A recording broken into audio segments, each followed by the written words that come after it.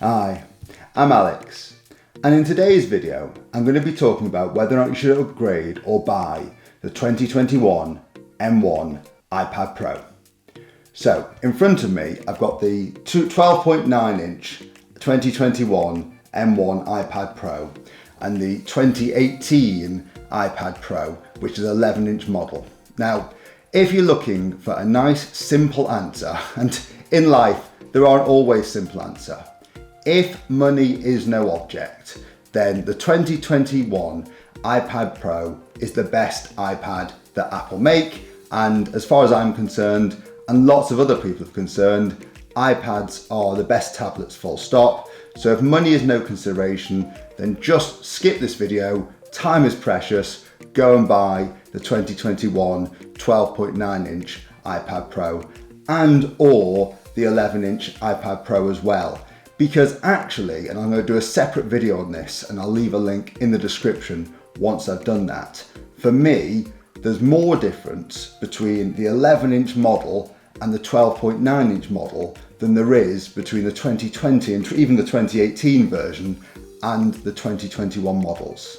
However, I've got a really strange thing. So when I got the 12.9 inch iPad Pro, I was expecting to love it. I was expecting it for it to be so different, so much better. You know, I watched the keynote, I saw the adverts, and it looks brilliant.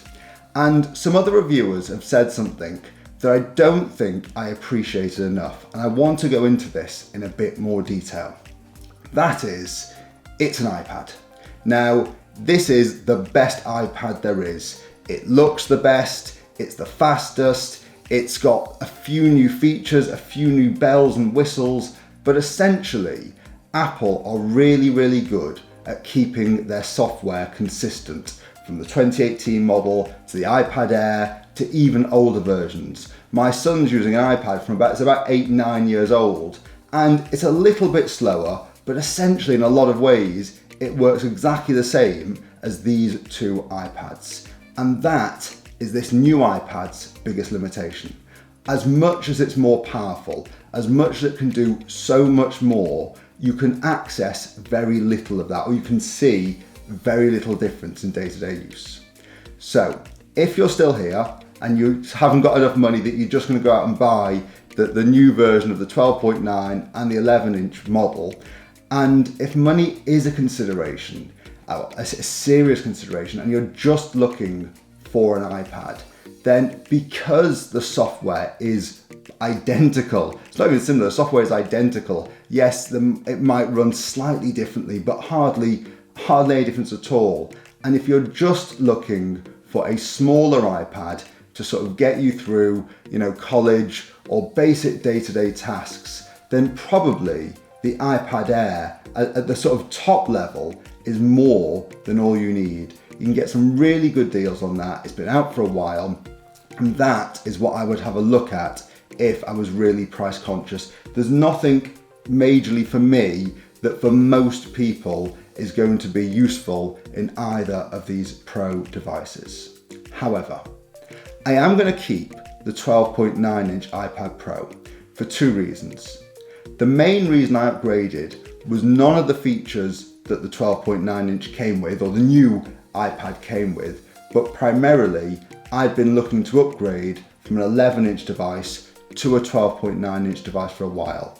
I think I just prefer it. I now use it more as a laptop, whereas previously I used this more as a notebook. So as a laptop, I prefer this size. I think it's just better to see things in that bigger screen if that's how you're using it. But the one thing that really surprised me was center stage, which is Apple putting the camera on the new M1 iPads and allowing it, it's a widescreen camera, and it allows it to track your face. Now, to be honest, this wasn't something I was overly excited about using, and I've done a video demonstration, which I'll show here. So, this for me is the biggest difference between the older iPad Pros and the new 2021 iPad Pro. So right here, I should be looking very similar in the older model and the newer model. Although looking at this, the colour balance seems to be a little bit different in the older model, and it seems to be much nicer on the newer model on the screen. But more importantly, that's not the major difference. The major difference is the fact that this service, or this feature called Center Stage, moves along with you. So if I move over here, it seems really odd on the old model, but actually the camera just moves with you on the new model.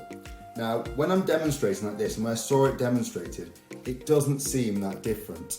But once you've got someone next to you, once you're sort of moving around, if you need to do anything. So I've actually used this, I've got a personal trainer, and if I'm moving around a gym or moving around somewhere, it's so useful not to constantly have to tilt the angle like this as I do on this older model. So for me, and for lots of other people who are constantly in video calls, you know, when we're talking about pro and professional, a lot of professionals were traveling around, and now, you know, the biggest movement they do is their head from here to there, and staying right in center is actually a really useful feature. I think it makes you look better. Even when my son called me the other day and I just answered on the iPad, and it went straight to my face, and it was a very satisfying feeling and a really useful feature. So this to me is the biggest difference practically between these two models. Is it worth upgrading just for that for you? That's really for you to decide. If you're in meetings day in, day out, particularly if there are multiple people in the meetings on the same screen, or you need to demonstrate certain things, then it might be. But for me, you know, I was surprised how big a difference this makes. So I thought I'd show you this in the video. Now, even in that video I've done, I don't think it truly gives you enough demonstration of how useful it can be. Say if we weren't in COVID time still, I'd have someone sat next to me, I'd do more demonstrations, but really it is a useful feature.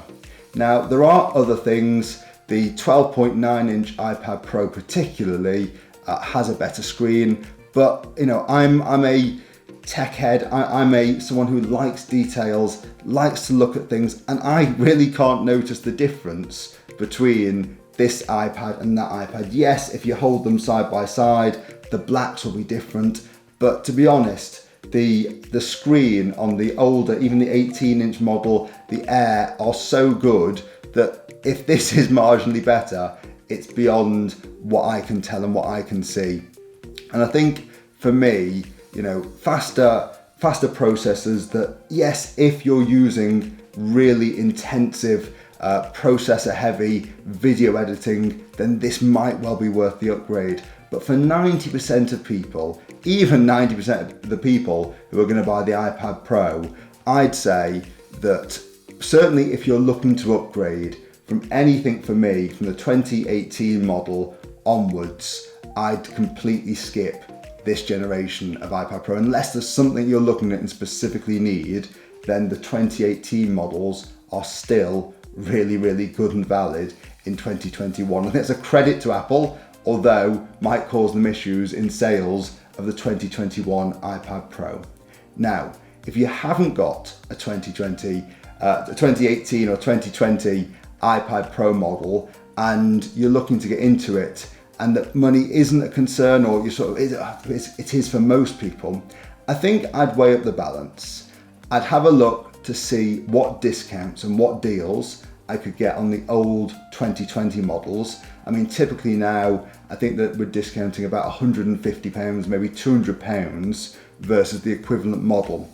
And if £200 is a lot of money to you and none of the features in the new iPad Pro stand out, I'm going to say still get a great deal on the older model. You know, they will hold their value, you can sell them in the future. If the 2022 iPad Pro is that much better, then you can look to upgrade to that. So there's some thoughts on whether or not you should buy or upgrade to the 2021 iPad Pro. I hope that helps. If you've got any questions, please leave them in the comments. And until next time, I've been Alex. Thanks for watching.